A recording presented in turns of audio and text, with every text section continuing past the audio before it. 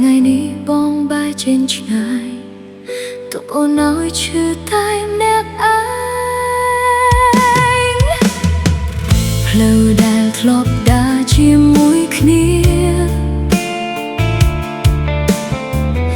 ឥឡូវសល់តែអនុស្សាវរីយ៍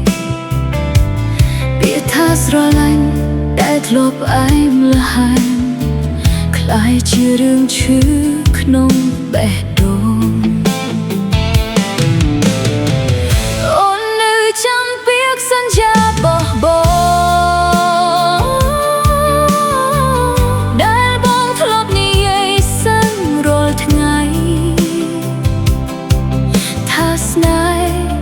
យើងមិនប្រែប្រួលតែពេលនេះវាបាត់អស់ទៅហើយសន្យាបងនៅឯណាហេតុអ្វីទុកអូននៅឈឺចាប់អូនជឿបងអស់ពីបេះដូងតែបងបែរជាបងភ្លេចអស់បេះដូងអូននៅនឹកបងទោះដឹងថាគ្មានថ្ងៃវិលវិញសល់តែទឹកភ្នែកនឹងការចងចាំអូនចាំ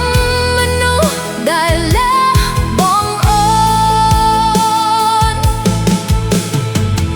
រាល់យប់អូននៅតែស្ដាប់បទចម្រៀង